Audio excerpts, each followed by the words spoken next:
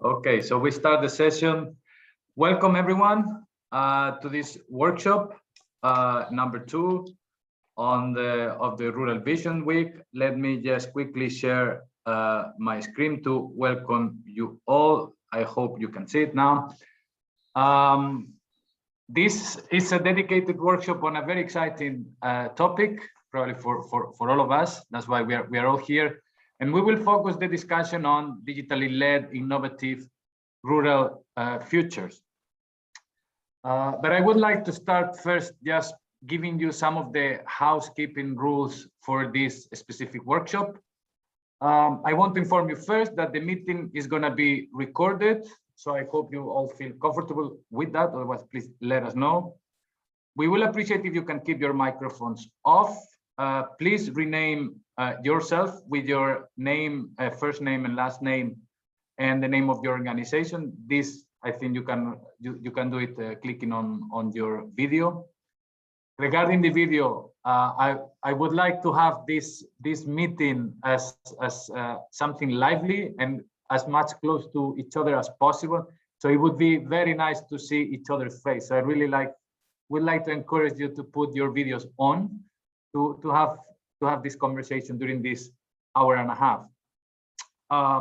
You can write on the chat, but as I mentioned, I would really like to hear your voices, and I think your colleagues would like to hear your voices as well and your opinions. So please raise your hands and speak with all of us.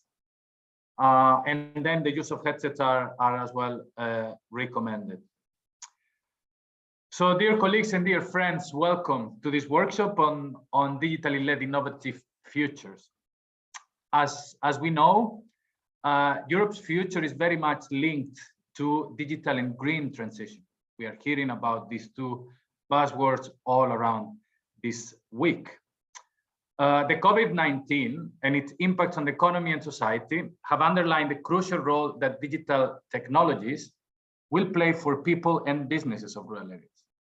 They will still play a crucial role now in the recovery that is planned, but also it will play an important role in the long-term future of our rural areas. So for a successful digital transformation and digitalization, we really need to have a clear vision. So we are all here together in this workshop because we have our own vision for rural areas. And if you join this workshop, it's because you have a particular interest to explore and exchange about how rural areas can harness the opportunities that digitalization and innovation can offer. So we have planned and organized this workshop for you, where we propose to have a look at what is the present situation, what is the context on our rural areas in terms of digitalization. We would like to provide a space so you can share your views about the future and start exploring what are the ideas and the strands that we need to put in the vision so that they set the direction for digitalization of rural Europe. Basically, we want to tackle the where do we want to go in terms of digitalization. But also very importantly, we need and we would like to identify what is really needed to happen already on the ground so that we achieve those aspirations, digital aspirations. So this is more related about how do we get there? How do we get to that vision? We already know from the presentations from yesterday that digitalization, based on the outcomes from the open consultation, that digitalization came up promptly in several of the questions. And in fact, digital connectivity, probably referring just to broadband, but I would expand the connectivity as a whole, as well as the community, ranked third as a key component that need to be included in the vision. So without further ado, I would like to introduce you briefly the agenda. We will start with the presentation from two keynote speakers. One is Gianluca Brunori from University of Pisa. He's the project coordinator and Horizon 2020 project called DESIRA, and an expert as well on many other fields related to rural development. And Emilija Stojmenova, she will present, she's the head of the Digital Innovation Hub in Slovenia, and she will present her views as well from her perspective.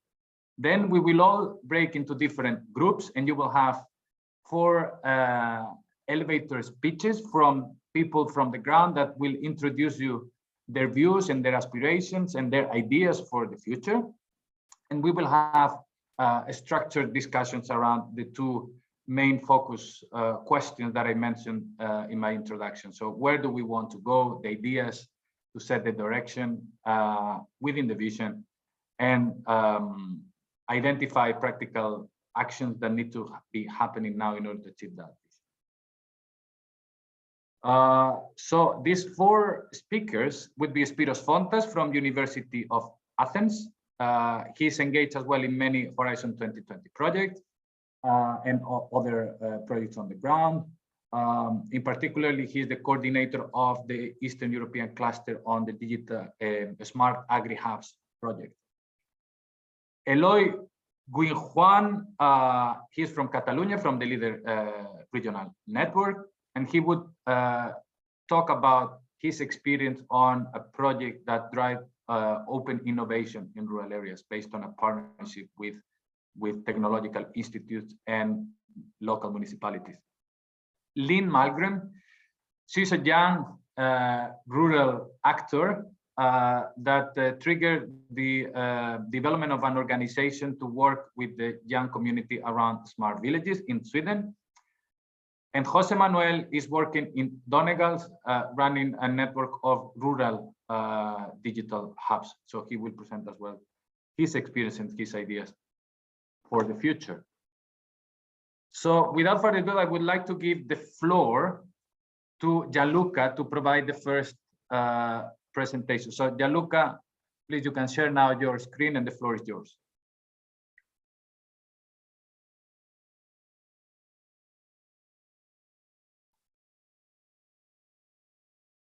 Thank you, Enrique. Thank you to the organizers. In this presentation, I would like to start from an explanation for the title. The title I suggested is Principles for a Sustainable Rural Digitalization. So why do we need to specify this objective, sustainable, when we talk about rural digitalization? Isn't digitalization per se a factor of sustainability? Unfortunately, I think that this is not so. Digitalization has many possible outcomes.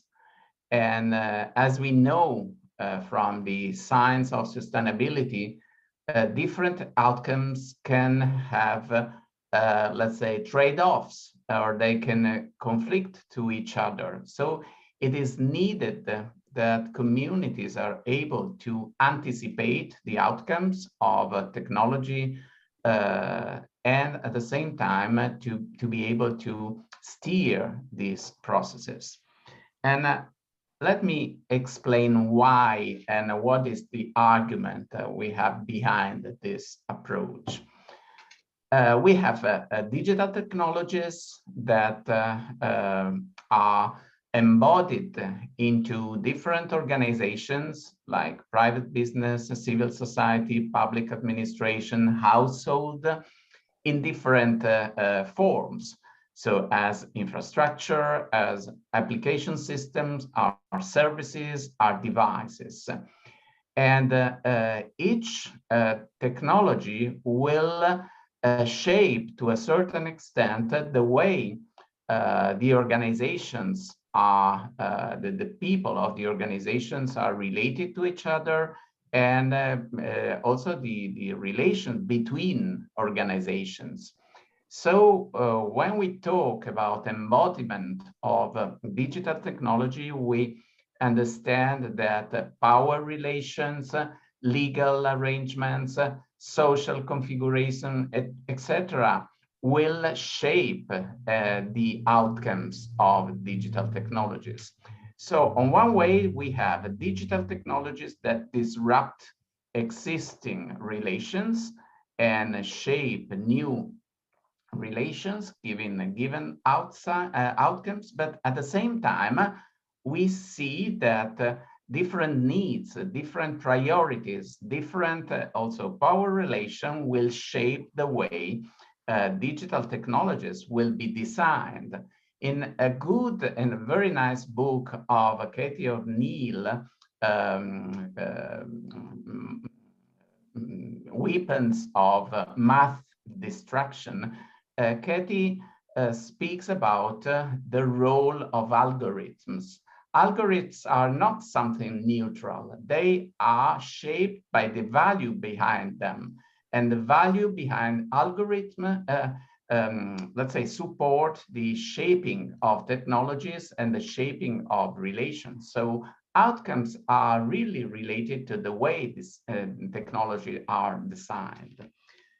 And so for this reason, in the DESIRA project, and on the basis of consultation of more than 50 experts, we have started to build this table that shows in a synthesis, for example, the potential benefits of digital technologies. And we can see that all possible beneficial outcomes of rural development, social capital, access to knowledge, connection with markets, monitoring capacity, reduction of transaction costs, etc., are able to be enhanced and improved through digital technologies. You can see here a taxonomy of digital technologies we have developed.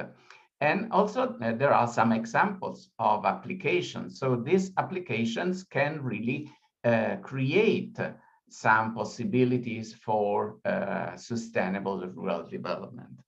But at the same time, we know and we have seen in the literature, we have apprised from experts that also there are a lot of risks related to digitalization. As digitalization is a socio-technical process, we have to understand this interaction between technology and society. First of all, divide, for example. Divide is one of the most known risks of digitalization. So the risk that there is an increasing inequality related to the possibility of have access to these technologies.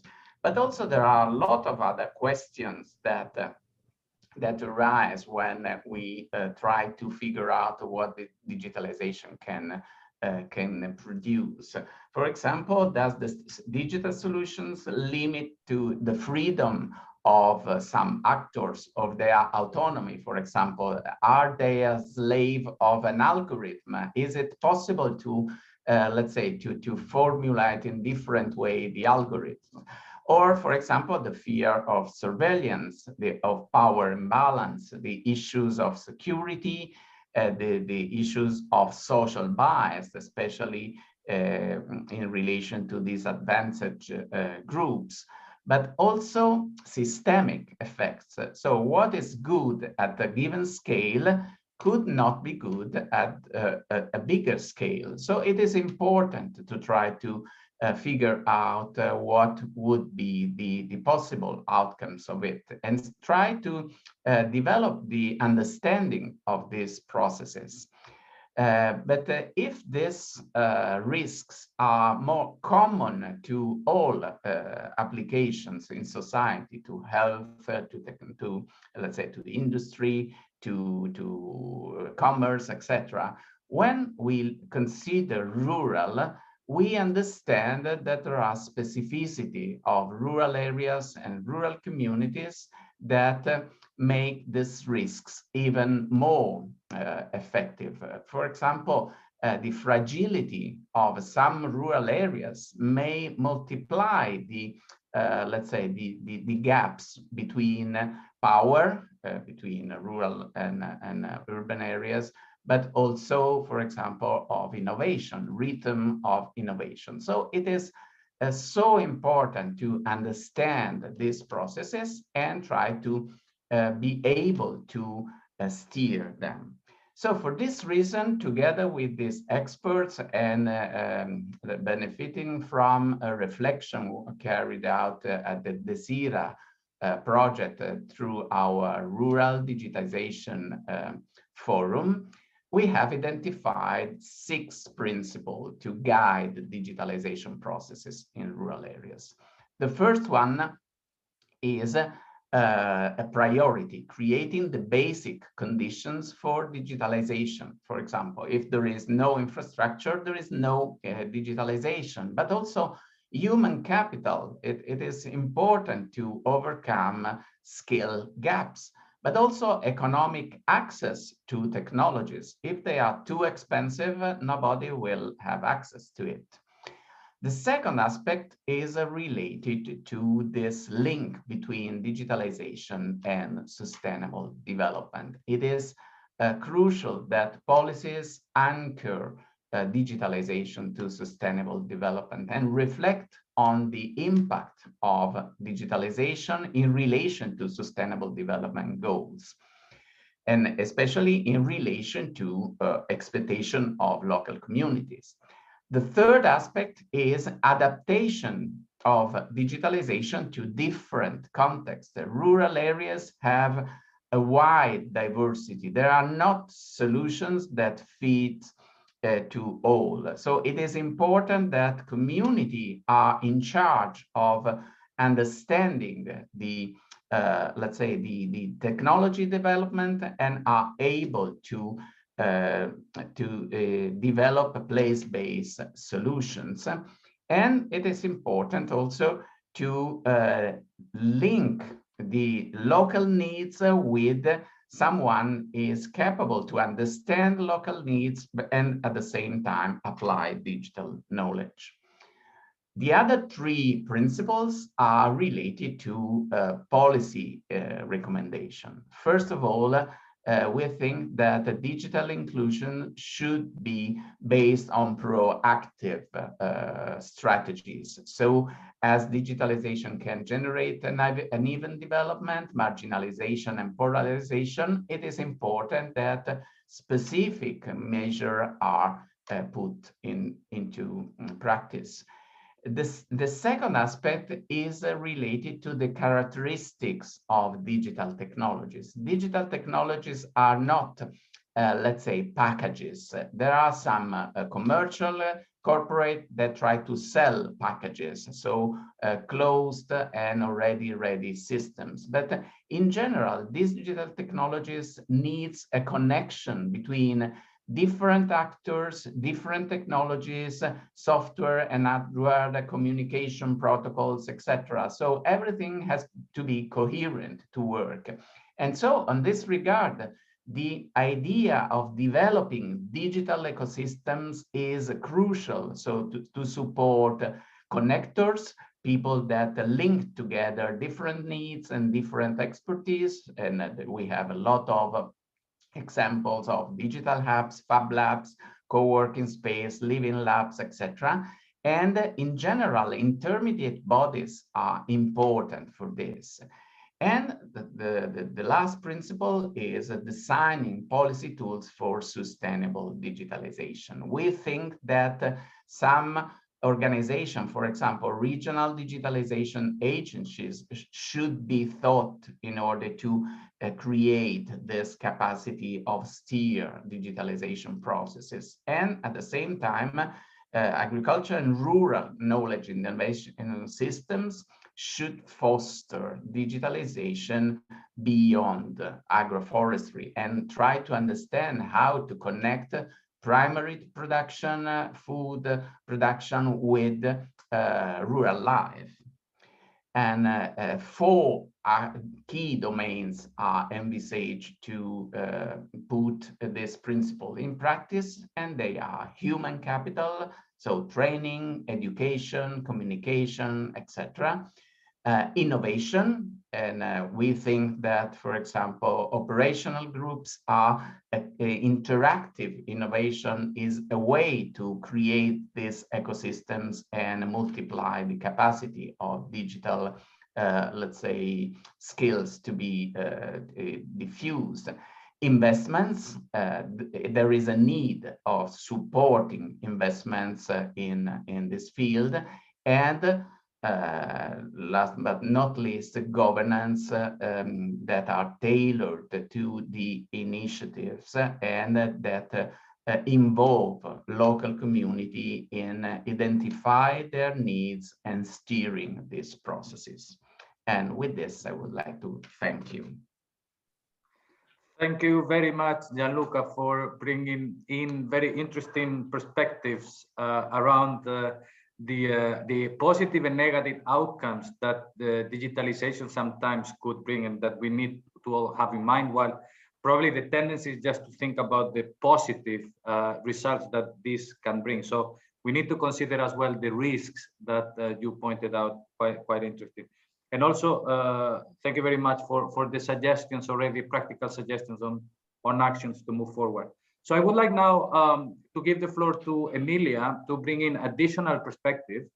And then hopefully if Emilija can stick to the 7-8 minutes, then we could I could take one or two reactions from the floor to the presentation, or if none, then we move directly to the group discussions. So Emilija, please, the floor is yours.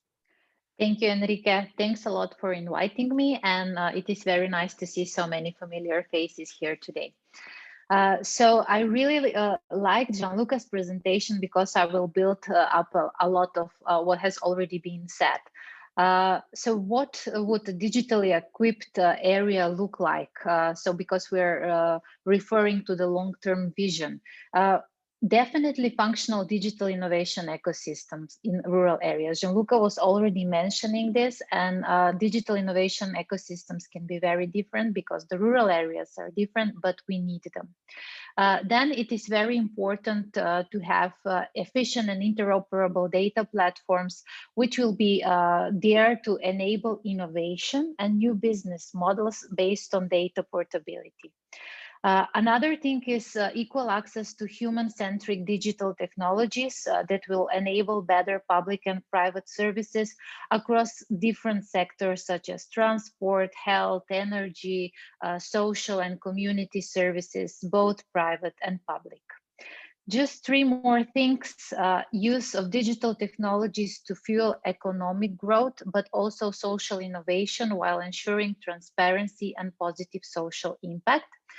Then we already touched upon climate risk, so to use digital solutions for climate risk mitigation.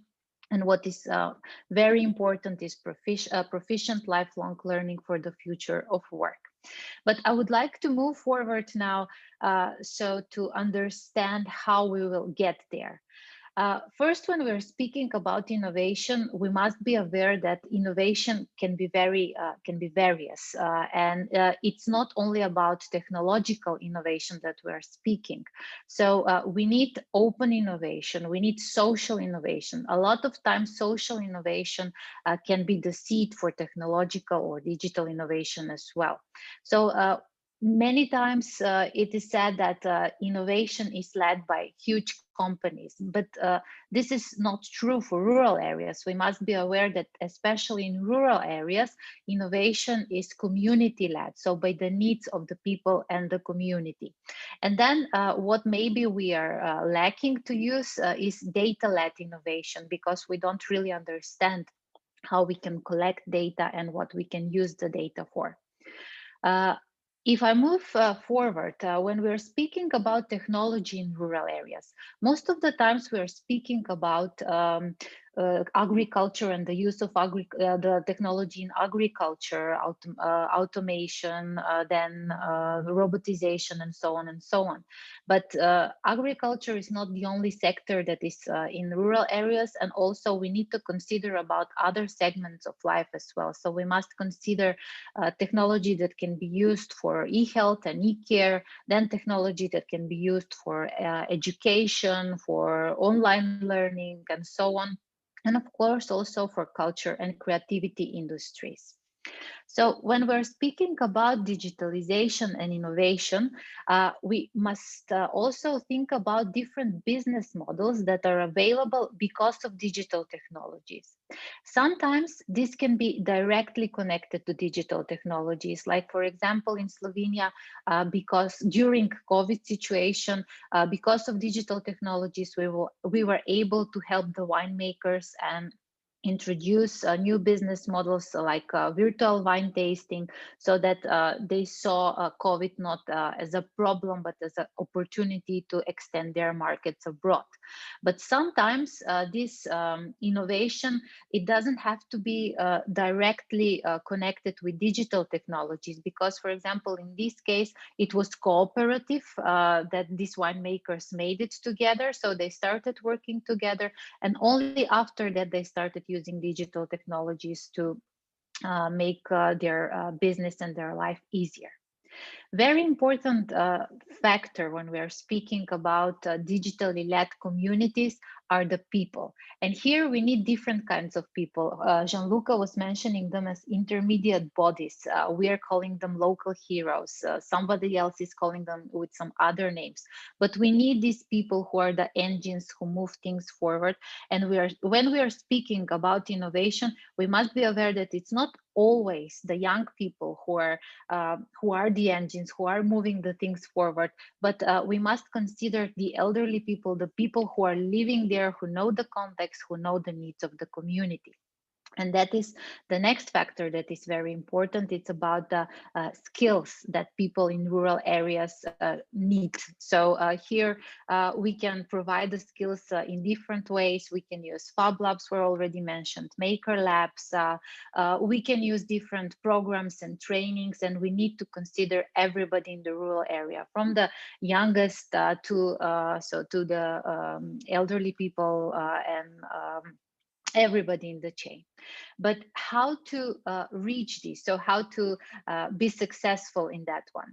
We believe that the solution is, of course, the whole ecosystem. We mentioned different factors. We mentioned technology, business models, innovation, people, skills, and so on and so on. So we need these hubs, these rural hubs, which can be of different sizes, which can have different focuses. It depends really on the rural area, but they must be there, present in the rural areas, and they must support the development of the rural area. So also, Gianluca was saying about this marginalization and polarization of the rural areas. You're all aware of the new call that is coming from the European Commission about the European Digital Innovation Hubs.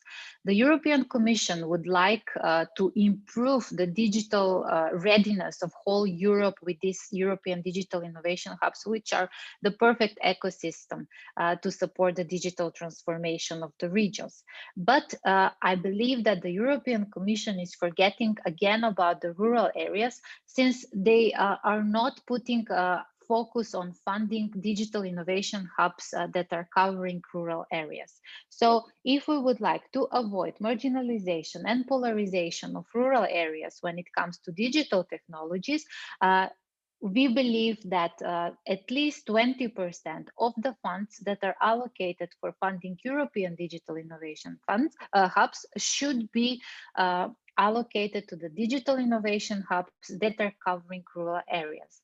And how these digital innovation hubs should look like, again, it really depends on the rural area itself and on the needs of the rural area. Enrique, 7 minutes and 30 seconds. I tried to consider the time.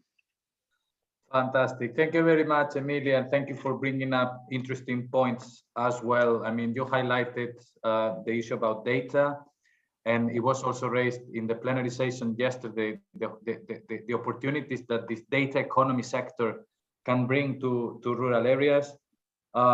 Thank you for doing first, it was a provocative statement and clear idea on allocating 20% of the funds on Digital Innovation Hub to those that are placed in rural areas and can reach the rural actors. I don't see any hands raised, but I see a comment in the chat. So I would like to give the floor to Daniela. So we start seeing, this is a bit the dynamic I would like to have in this workshop. So more people talking rather than writing long messages as well in the chat, which are also useful and we will keep, but I would like people to intervene. So Daniela, would you mind unmuting yourself and explain a bit your point, which I think is quite relevant as well. Yes, hello, thanks. I'm Daniela, I represent the Austrian Association of Municipalities, and most of our members are from local governments in rural areas. So we represent the smaller municipalities in Austria. And we have many issues still with broadband infrastructure and access. We have still many white and gray spots in Austria. And the reason for this is the current state aid framework and the market access. Because as many of you might have experienced, there is not a real competition in rural areas for broadband infrastructure, and market actors are not really interested in to cover those spots. So this for us is still a challenge number one, though we can see, as was said in Slovenia, that we of course have very innovative actors in those areas where we have good access. But also to give you an idea, I mean, in Austria, we are still talking about 30 Mbits for broadband access in rural areas. That should be the standard for the future, which is of course not enough for the future. So these are the challenges we are working on, and I would be interested to see how it is in other countries and how you cope with those issues. Thank you. Thank you, Daniela, for bringing up the issue about infrastructure. Indeed, it was one of I would say one of the first points raised by Gianluca on supporting the three main elements, starting with infrastructure, followed as well at the same time with the more human capital. I have to say I don't have time for more questions, and I will open up now the group discussion, so there would be plenty of time, hopefully, there for you to raise them. We will have 40 minutes to discuss and raise precisely all these points. So I would appreciate you take this enthusiasm and you bring it to the group. I just want to quickly share one slide so you know, have more information about the precise questions that we will follow. So now we will have a 40-minute session where we will want to give you a room for you to express your ideas around two main questions. One is key ideas and strengths that should go in the vision around the topic of digitalization. So Daniela, your point, I think there is quite welcome around infrastructure, many others that colleagues can raise, and as well about the step changes and conditions that are needed in order to get there in 2040. Okay, so I appreciate if our colleagues now from Orange can directly send us to the different workshops, and we will be back in 40 minutes.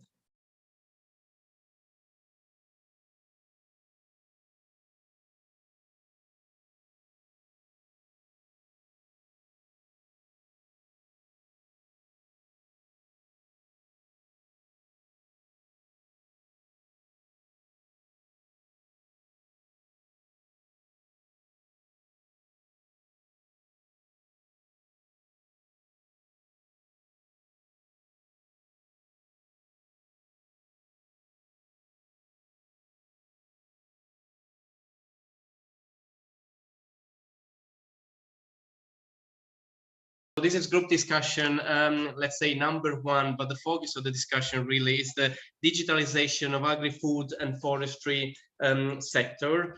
And let me again bring up on the screen the slide that Enrique was just showing to you before breaking.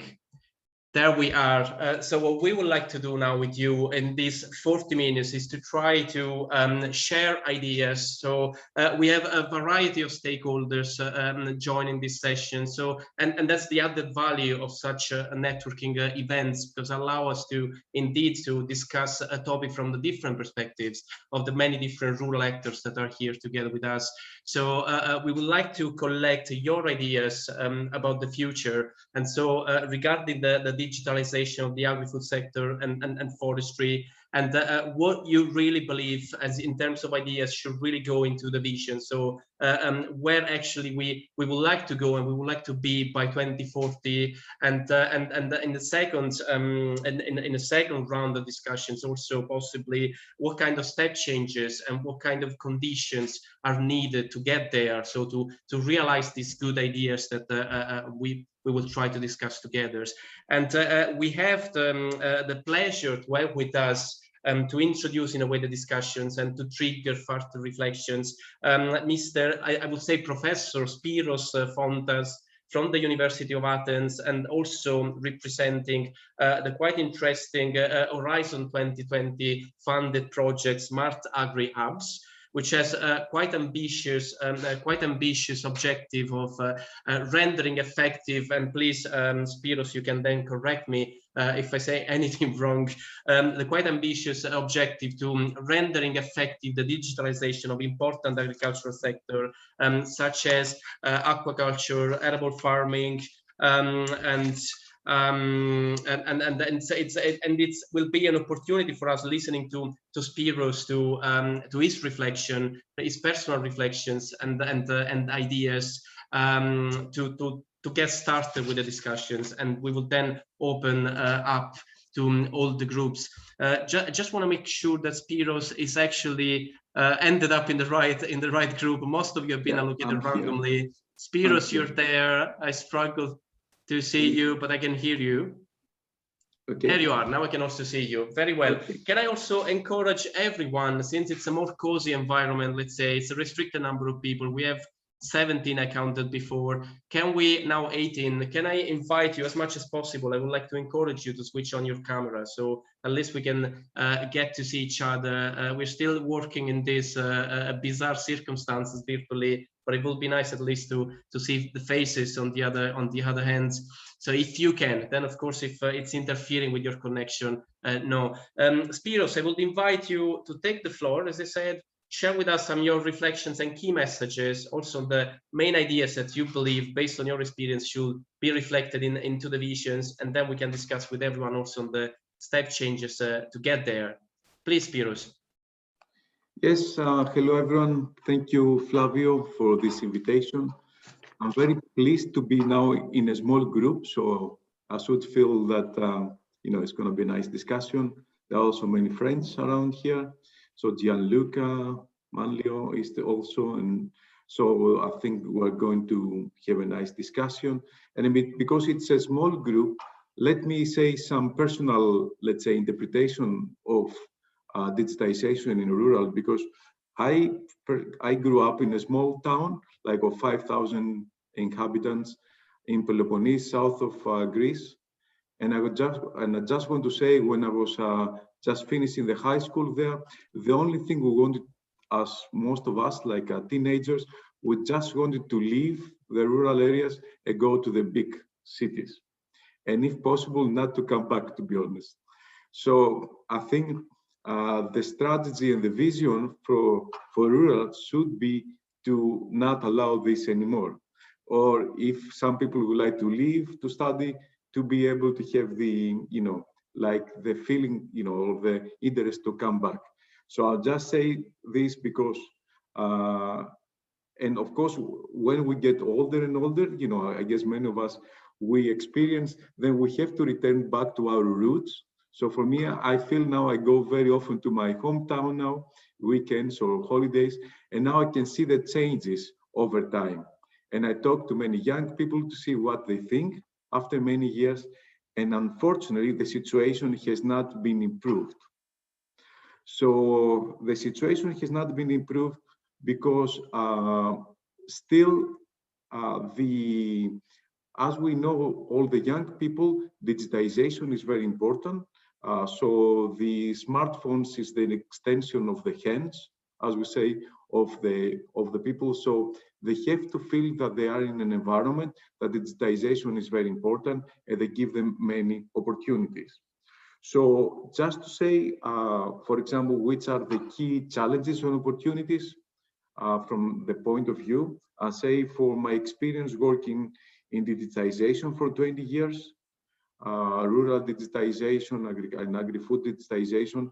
I'm also like cluster leader of this agri-hubs project for the Southeastern Europe, which is a very interesting actual region because it's the biggest region for the agri-hub projects, but it has the least digitization uptake in Europe because Southeast has a very unique characteristics. We have very small farms or forests, older population. There is a huge problem with infrastructure. So I definitely agree with Gianluca.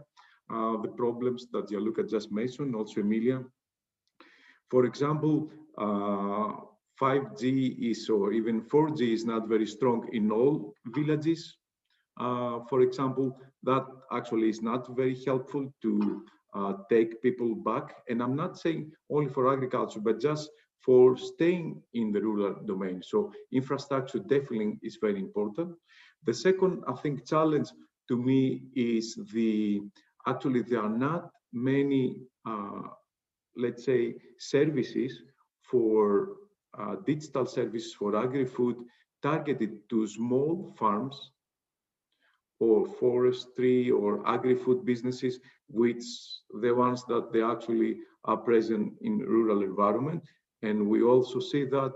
And of course, it's and it's very difficult to find digital tools and services actually that could be taken up. So even the technology providers, they don't focus so much on the small and medium farms.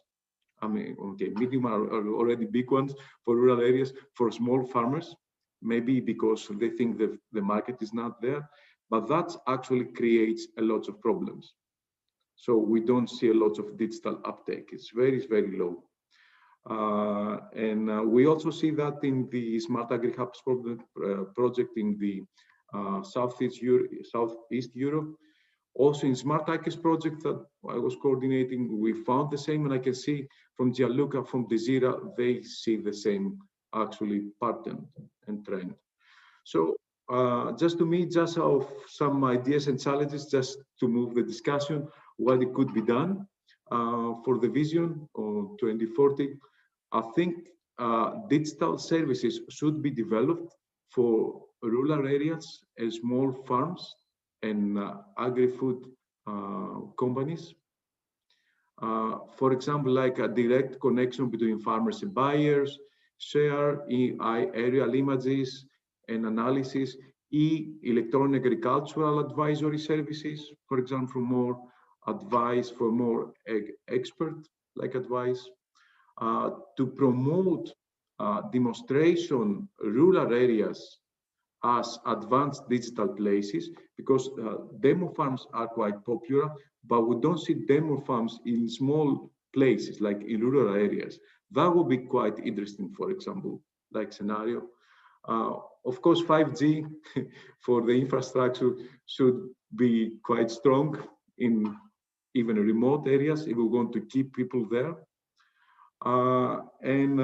Just to close this introductory talk before we open up to the discussion, I think training and education for digitization for rural areas should come to the rural areas, to the rural places, not only for the young people, but only for the older generation. So I can see, for example, my parents or the friends of my parents, well, like, let's say at the 80s now, we try to teach them how to use tablets to spend the time, because during the winter they have nothing to do. They cannot go to cinemas, so on. So we have even for like for the well-being of the people, digital solutions can actually help. So I think that's my reflection.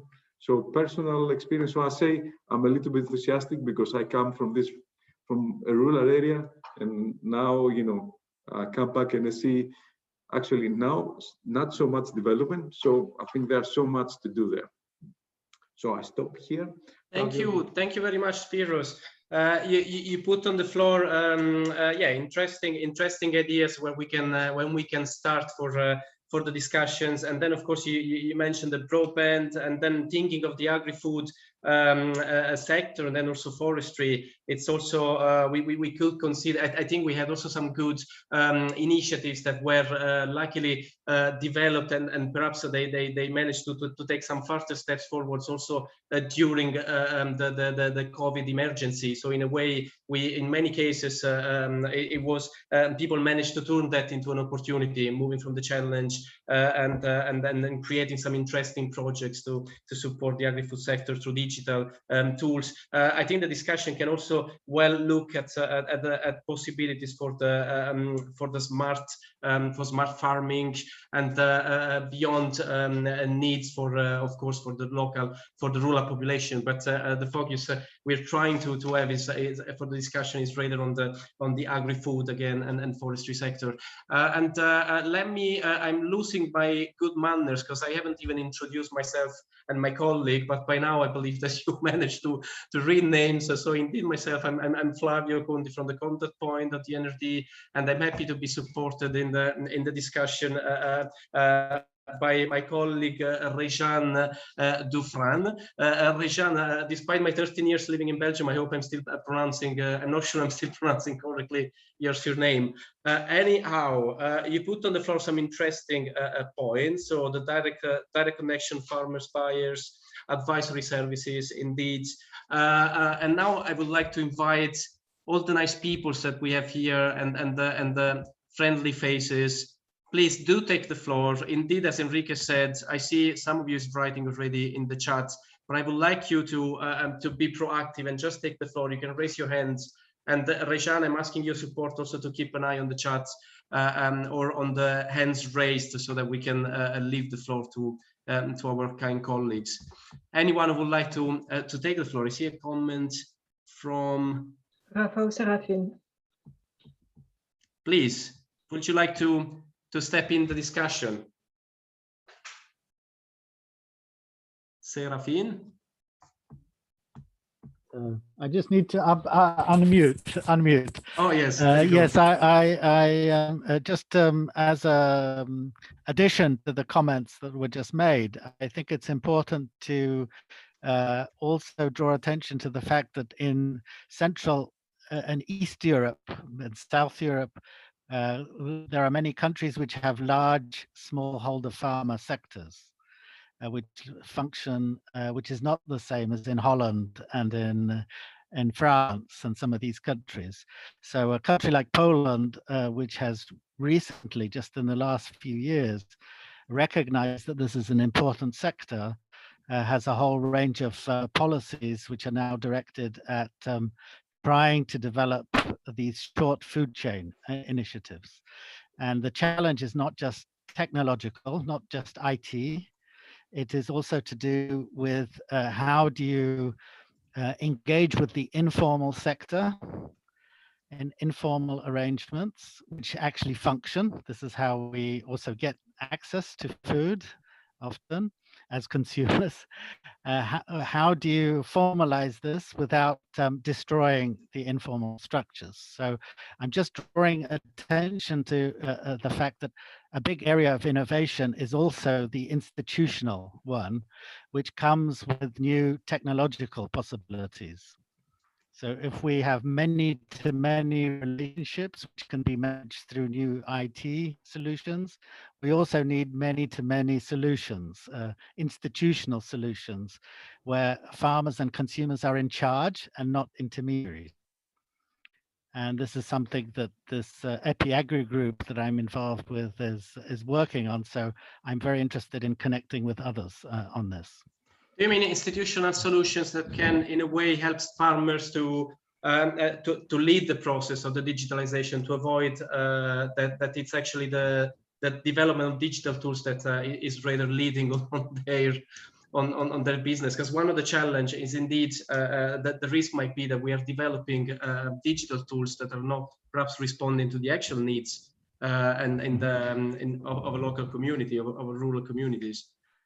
Well, let me give you an example. In these pandemic times in Poland, we have an explosion of consumer interest in buying directly from small farmers.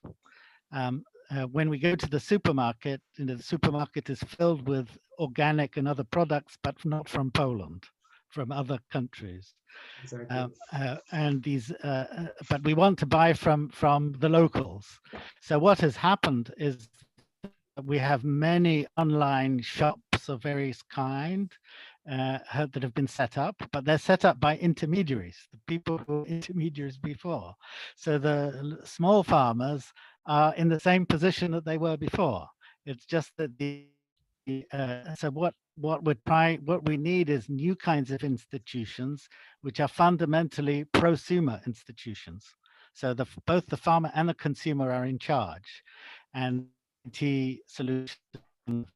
But what happens in the internet shop world is that the internet shop dictates the conditions. So the supermarkets are also going into this area because they know that consumers want to buy from local. But Indeed. Local means having a small tomato producer who has 20 hectares and produces all the tomatoes for all the shops in Poland. And it's sold as a local solution. But for every one like that, there are maybe 100 who are in this informal sector. So how do you get the informal sector formal, and how do you keep them in charge? So this is what I call a new type of institution. And often what happens, one of the farmers tries to take over the production of all the others. So the whole idea is, how can you keep the variety and turn it into a competitive advantage in the marketplace? People me who want to buy want to have the choice, but we also want to have the convenience as well. Thank you. Thank you very much, Serafin. That's indeed a very relevant point. And it's also, it makes me think again of the Horizon 2020 project, the Smart Agri Hubs, because indeed it aims also to allow the chain to be sustainable in a way, so that we should try to ensure them to be as short as possible. So to indeed, absolutely, and thanks. And the value should remain in the rural areas, and in absolutely shortening the chain. I'm just going to share again with you. I want to go back to the slide, and I want to share this again with you all, so that we can keep on discussing, focusing on our main questions right there. There you are. Again. Good. So now I'm going to need definitely you, Rejan, to keep an eye on the just on the chat on the raise hands, so that we can leave the floor to our friends. Anyone else who would like to add additional points on the ideas? Where do we want to go by 2040? So what additional ideas in relation to the digitalization of the agri-food sector, of the forestry sector, we should take absolutely into the vision for the future? And then subsequently, what are the conditions that need to change in order to make these ideas possible?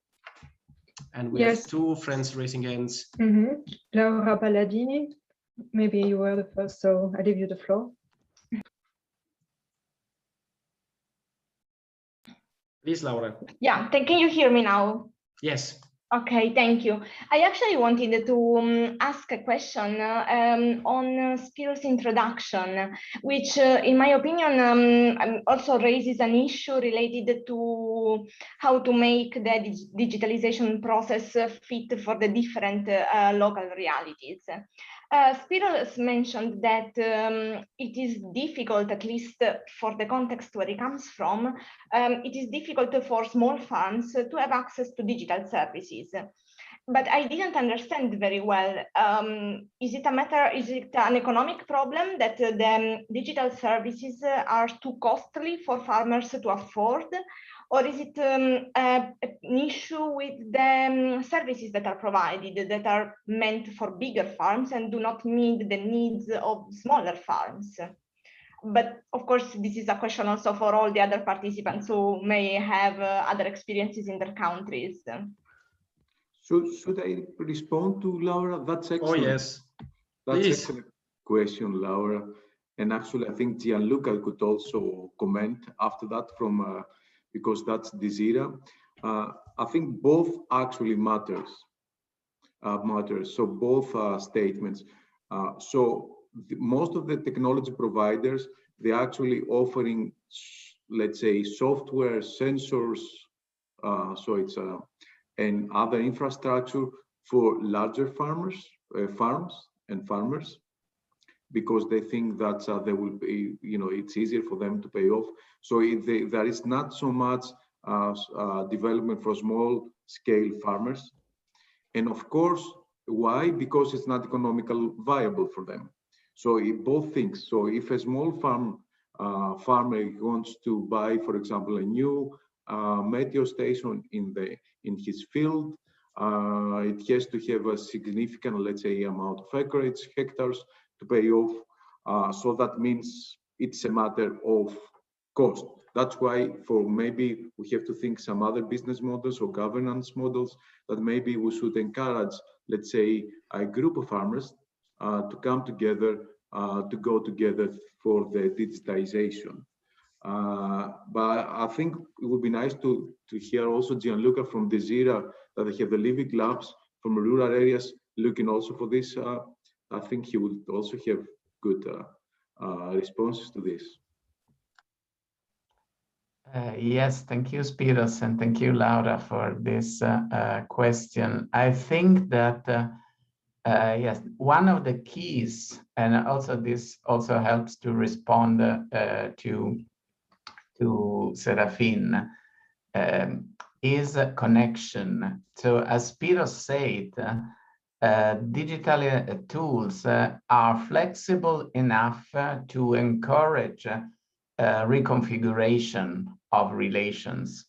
And we have to start from that, because if we think that innovation is just buying a ready-for-use system provided by commercial companies, this is really out of the let's say the idea of sustainable digitalization, because what is really needed is to consider digital technologies as opportunities to reconfigure relations, market relations, in the case of small farmers who want to link up to consumers, farmers that pool resources to buy services, and not just, for example, they may not have the possibility to buy a drone themselves, but they could pool resources in order to get the services from it.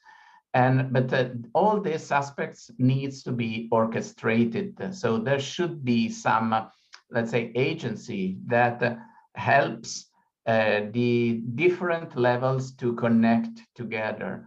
And on this regard, I think training is crucial. I think that we need a system of training that goes from schools, networks of schools, to specialized trainings, and also university training. We have agronomists in most of the cases that don't have a clue of what the digital technologies are, and they have to be familiarized with the data economy. So I think that we really need to think to this digital ecosystems and try to see what are the needs of them, what are the gaps, and what are the possibilities for farmers and for a rural population to be created.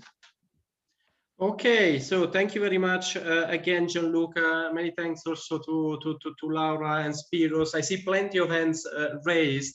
So in order, I will go first to Sara, then I will go to Michael and Hugh, Matti and Daniela. Sara, please. Thank you, Flavio. I'm Sara, and I work for the SSPA network. It's a network that works in Spain, in Greece, and in Croatia. I was really agree with Spyros' talk at the beginning. In fact, and I think Gianluca completed perfectly. We need to create a structure or to have people involved in rural areas that are able to create the condition to have an active and collaborative ecosystem between people of the same sector, for example, farmers, but also that can complement themselves, farmers and industries to transform their products. It's really important to be linked to each other, to get close and to speak more between them. And I think to respond to the second question, step needed, I think these active people that are creating these contacts is really a need of the territory. Of course, I'm completely agree with training and education, because I like to say that you can have a car, but if you have not a drive license, you can't drive and go anywhere. So I think it's something really important, and it's something that from SSPA, the network where I work, we are working on this digitalization, mostly on entrepreneurs, because it's something that it's essential to let them be a part of the change, of digital change. And to reply on the second question also with some more idea, I think that sometimes, and I think Spyros said at the beginning, we see that the RDI solutions are really far away from the needs of the territory, and this is due to the fact that RDI centers, research centers, are mostly concentrated in big cities. They are not on the field. They are not located on rural areas. So maybe also this is something that it should be really important. RDI centers, research centers, people that are working on new solutions, they should be close to the fields, to the people that have their needs, and to give concrete and applied solutions. Thank you. Indeed, thank you very much. That's a very relevant point, and it's also a way to allow the policy to be shaped and more tailored to the needs. I will leave the floor now to Michael, as I said before. Please, good to see you. Welcome. Yeah. Hello. Good afternoon.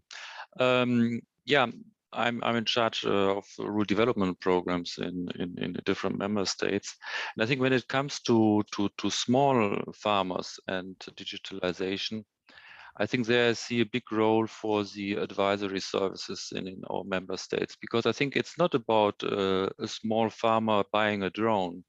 I think there are so many other options which can be used. There's a smartphone, for example. Many people get used to book trips on the smartphone to enter information, etc., and get advice via the smartphone. And I think there, for example, when it comes to plant protection, fertilization, right moment so I think you can use a smartphone. You send pictures, and somebody advises you on whether to treat plants or not, etc. I think, and also via the small farmers providing data, I think also the systems in an area can be more sustainable, because if they, for example, provide information on what they fertilize, we get more information on how is the situation in terms of, for example, a nitrate situation, etc. So I think there is a potential there, and I think we have to have those public projects, because I think this digitalization is maybe not there's no real business model for small farmers. Mm-hmm. Also offers there. I think we have to step in as public actors. Thank you. Indeed, it might be difficult to have a private interest. So indeed, public support would be greatly needed. You are Matti. It's your turn finally. If you were waiting for quite some time, please. Hello, Flavio. Hello, everyone. I'm Juha Matti, coming from Finnish NRN. And thanks for interesting discussion. And I raised my hand because we have, in our national process, we had some issues we highlighted when we are talking about the digitalization, and perhaps I thought that perhaps I will highlight a couple of those. Our picture for the future was rather positive, so we thought that the digitalization it's working quite nicely in 2040, and about the infrastructure and broadband. So de facto, we thought that it exists when we are talking 2040. It's a must. So it covers at least the whole Finland and hopefully the whole EU as well. But then we were talking about, we talk a lot about the multi-localization, that people can, we have seen that people want to be, plenty of people want to have the multi-localized lifestyle, and digitalization is giving the backbone for that kind of life. And when we are talking about the steps needed, so at least in the national level, so we thought that we should have these kind of steps which allow very smooth multi-localized living for the people. So that's needed, and that should be one condition, one step to need it, and the digitalization and then different tools are very important issue. The second thing that I would like to highlight was that we were talking about quite a lot of who owns the data, because we thought that there will be the data will be it is and it will be more valuable in the future. So we should have conditions and discussion and steps for that kind of process, who owns the data, and have models how the ones who are producing the data, for example, the farmers, and then their data is used by the different kind of enterprises in the food chains. So the farmers who are cultivating the data as well, so they should have a profit on that. So we should develop that kind of models in that kind of future. And then the scattered systems. So now we saw that there will be a lot different kind of application, different kind of data systems, and the winner is that who and the ones who can combine these systems all together a very user-friendly way. So broadband is existing, that's de facto. We should support localized living, who owns the data, and combining scattered systems and applications. So these were my, I don't know, 4 points or 5. Thank you, thank you very much. And moving further, I want to go now to Daniela Fries, who was also waiting for a while with the hand raised. Please, Daniela. Yeah, thanks a lot for giving me the floor again. Just a small remark. My association, we do not represent agri-food interests. We represent the whole of the community and the whole of local governments. But nevertheless, we of course have some ideas how the vision should look like. And one of our key demands would be to implement this concept of rural proving.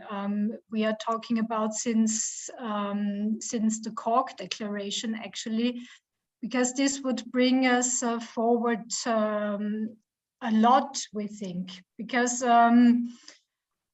while rural communities and local governments in rural areas, they are bound to the same rules as big cities, as highly or as densely populated areas.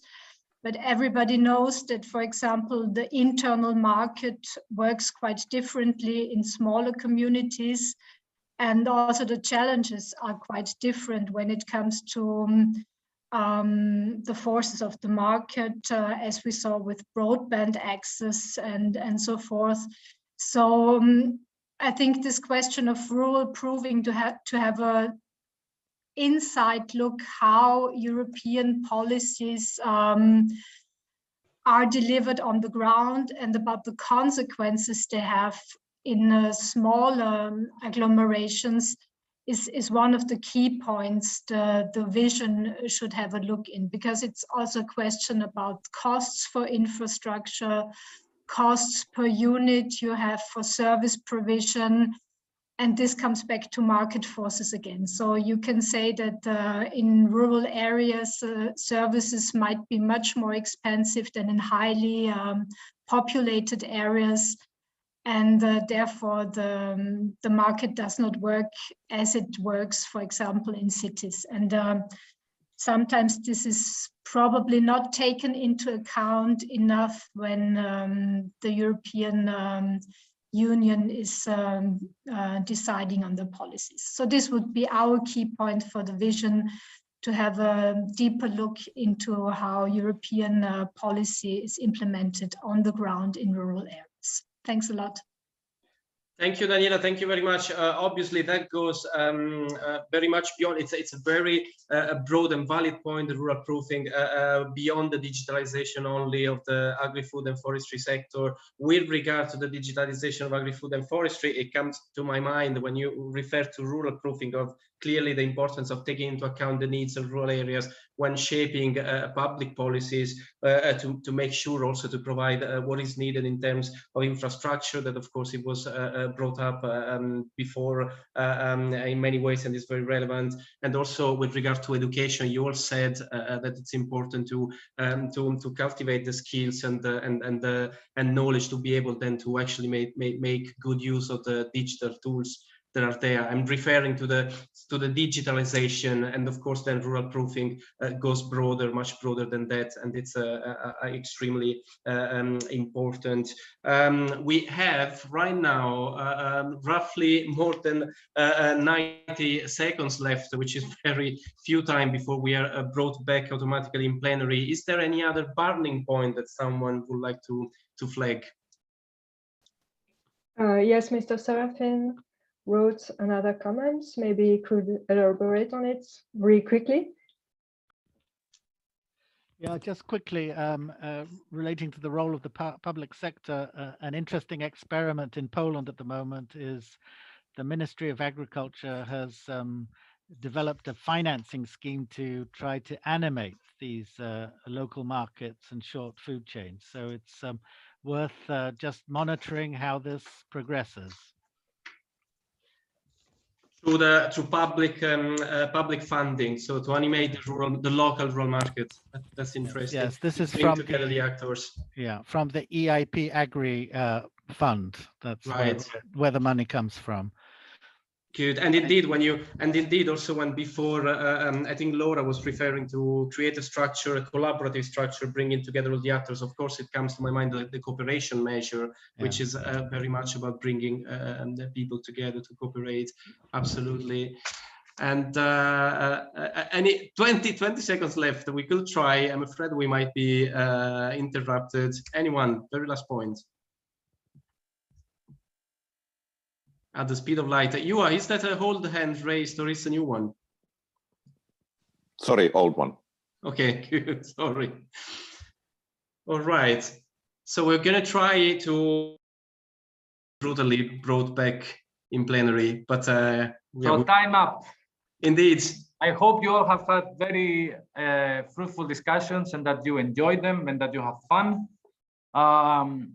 So I would like just to, so now we start a report back session. So we will be indicating what are the main points that were discussed, and we would like to, you as well, intervene if you think something is missing. The idea is, out of this workshop, we are gonna summarize all the points and come up with key statements that our keynote listener that was hidden so far, but Mara Farrell, it's among us, and she was carefully listening to the plenary sessions and now to the report back, and she will be using the main outcomes from this workshop to be part on a stakeholder panel on Friday. Okay, so we will start this session. First of all, I just don't want to start now with the usual report back. And actually, I would like you to take your phone, if you can. We are going to try to use some of the technologies. So please take your phone. Some of you, we are going to try two different things. So hopefully now you can see my screen in big. Some of you might have a QR reader. So you can just put it on your screen with this QR and will bring you to a word cloud exercise. Other ones that do not have this QR system, you can just type, go to www.menti.com, introduce the code that you see in there. I know we are at the moment 87 participants, so I would be able to know how many people are using this menti.com. You will see a question in there, okay? And the question that I would like to get and capture in this word cloud is like, if you can put in one word, you would be allowed to put 3 different, but what are the most important points that you take from the discussion? And let's see at the end of this reporting back, what is the main results, okay? So for a bit of fun. So I hope it is working, otherwise please indicate it in the chat and my colleagues might be able to support, all right? So without further ado, I would like to ask my colleague Christina to share the screen and kindly welcome the facilitator of work group 1, which was my colleague Flavio. Flavio, could you please tell us one key idea of strand from your view that was pointed out in your discussion, as well as one step changes or condition, or in general, just make a statement about the two, and my colleague Christina will try to capture it in the post. So. Yeah, Enrique, I'm gonna raise three key ideas. It will be difficult to be more comprehensive than that, but 3 key ideas is trying to actually develop digital tools that can address the needs of small farmers and also of agricultural households in rural areas, because there's the perception that the digital tools that are there are rather targeting a bigger, bigger clients, let's say, so a bigger user. So we will need, as an idea for the future, ideally, to develop tools also for the small farmers. And as a second point, there's the perception that RDI solutions are far away from the territories. They are more mainly, and data regarding rural areas and also agri-food sectors are mainly collected in cities. So the idea is to bring RDI solutions closer to the rural areas, and I think this one goes very much in line with the idea of creating of a rural observatory to collect data that we can rely on and to better address and tailor and shape the policies to respond to the needs of rural areas, and in this case of the agri-food and forestry sectors. And a third point, which is very much relevant, I'm not sure that's an idea, because it's something that we all know very well, to further support training and advisory services, particularly of the younger generations, because we might have the tools, but still too many persons don't really know how to use those the digital tools, and especially when it comes to also to small farms who could make a difference by sharing their data also through the smartphones. It's very important just to make sure that everyone is up to speed and really that knows the technology. Thank you, Flavio. Thank you very much. Very comprehensive. I would like to ask other colleagues, were these points already also raised in their groups? Veronica, Paul. Thank you, Enrique. I must say that we didn't very much discuss these points, but we raised other points that I would like to summarize and add in. So we discussed that as a crucial precondition is access and capacity to utilize technologies. And here the point was raised that access to digital technology can be regarded as an essential right. And it is also connected to the infrastructure, digital infrastructure and literacy. So yeah, I think it was nicely noted down. And then the second point that I want to raise was about networking of different actors involved in digitization. And it's important to link them up, not only horizontally. So for example, different civic organizations with public institutions and private companies, but also vertically. Different civic organizations between themselves and not only on regional level, but also nationally and Europe-wide. So yes, networking.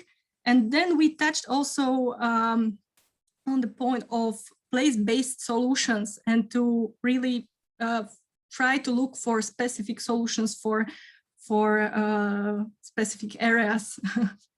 So that's from my side. Thanks. Thank you, Veronica. If I might build, because you touched upon some interesting points that were also discussed within my group, particularly the one on networking, but I will put it in a bigger context. I think the key point that came in my group, and Paul, forgive me, I'm jumping ahead of you. It's about that it's important to address what Gianluca mentioned on the basic conditions for digitalization. So there is a worry first that we need to tackle infrastructure. So this definitely needs to be in a vision.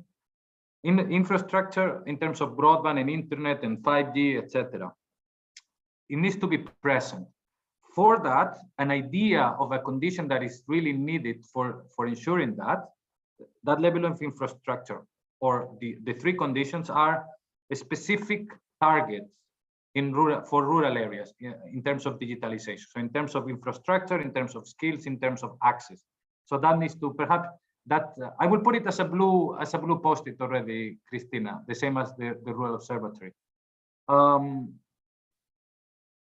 idea that what I find it very interesting is that these targets do not need to be kind of in absolute terms. So already putting a number to rural areas, but actually to put it as a relative target, saying that there needs to be the same level of penetration or conditions as in the country average or as in urban areas, etc.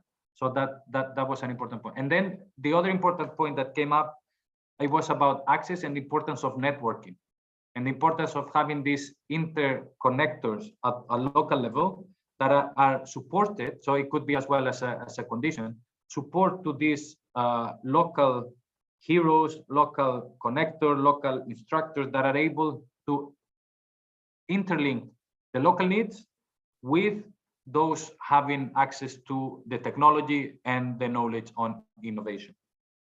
So Paul, did your group identify another point or discuss some of this as well? Well, Enrique, you've left me the last, so you've covered a lot of the areas. We did discuss a lot of these points. I think for me, the theme that ran through our discussion, and it was raised very well by Linn at the very beginning, was how rural areas, how villages stop being the leftovers. And so how they stop being the second choice on the infrastructure, the technology, the applications and everything else. So it's this idea of the governance and redressing the balance. So redressing the balance and governance is what I would say. And that ran through a lot of the points we made, which also related to what you have said. So we did talk about the importance of hubs and networks of hubs. We did talk about also targets, and interestingly, the targets were not just about infrastructure or even skills, but as Emilija said in the first stage, was in things like investments in the hubs. So ensuring that the hubs are a proportion of the hubs are actually rural related.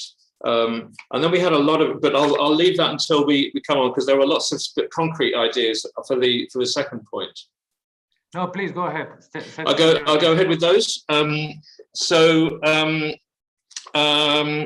I think there were ideas about a very interesting idea proposed by Linn, I think, which is this idea of having pilot research villages, so that are there as models and centres for knowledge, where the knowledge is kept in the area and the value added from the knowledge and the data comes back.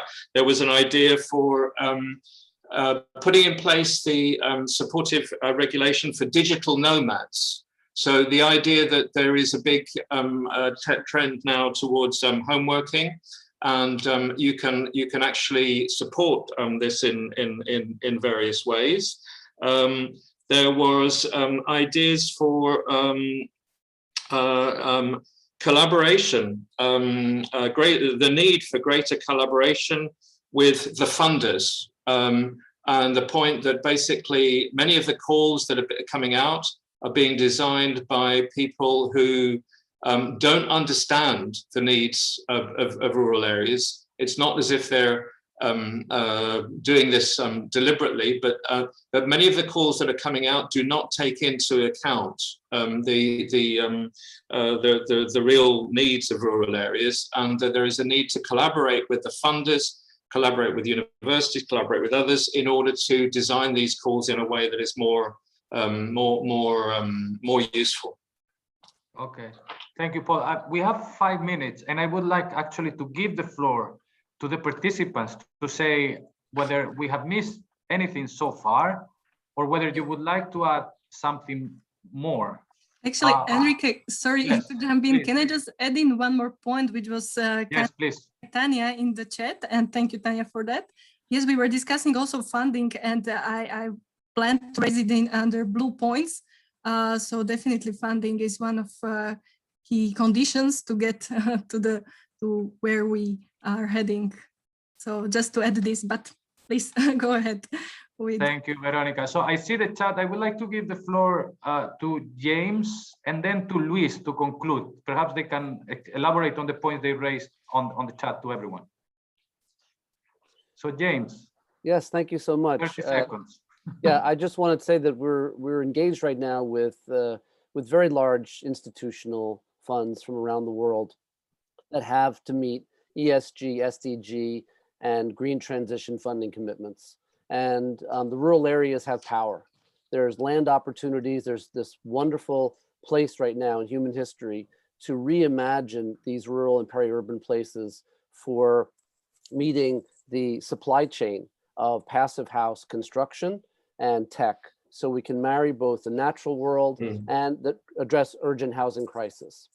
But the funding is there, blended finance to reduce burdens on EU budgets.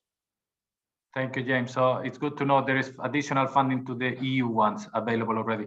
I want to conclude, I don't see further comments. I want to conclude with Luis. He had a last interesting point as well to make, and then I will share the result of our word cloud and see what are we taking from today's discussion. Luis, please. Yeah, just a very simple topic, because we are usually with some of our tools we look at it if there are an end in itself, like now digitalization, then I think we can look at this as another tool for those who are in rural development or local development, working in local areas, and this is another tool, and we have to look at it as it is, and not some miracle that will change our life in a moment for another. Thanks. Thank you, Luis. I think it's a very important point, looking at digitalization as the means to an end, not the end in itself. I think it's a very important point. So I just want to share now with you the results of the word cloud. Hopefully I can make it big. Voila. So this is the result. 61 people voted. There is a strong emphasis on broadband and infrastructure. I think it was highlighted in many of the discussions. These are the basis to have digitalization. So we need to make sure it happens. But it is not the only thing that needs to happen. So only with broadband, we will not have digitalization in rural areas. And therefore, there are other aspects that need to be considered in line with this. So issues about skills, issues about access, having local heroes, how do we support them? Intermediaries, networking, how do we enable peer learning between these local heroes? How do we give them the capacity and the training? How do we use education and the youth at local level? So I'm just reading some of the words that I see here most highlighted. How do we use digital tools as a way of providing new services and new models for service delivery and new models for businesses? I see words like hubs, collaborating, literacy. So I think at the end of the day, this summarizes very well the outcomes of the discussions that we have had today, perhaps with a stronger emphasis so far on the infrastructure, because it's the closest need that the rural areas have right now. But I think that within the time perspective of 2040, we need to think as well beyond that the current needs. And I know it's difficult to put ourselves into that longer term perspective, but I think we pinpoint to some of the important elements that need to be present there. So I just want to thank you all very much for participating in this workshop. I hope you have enjoyed it. I hope you are satisfied and happy with the outcomes. We will keep working on bringing all these points into key statements that our colleague Mara Farrell will bring up into plenary on Friday. So thank you very much. And I think we end the workshop here, and I hope to see you in other workshops during this week. Thank you.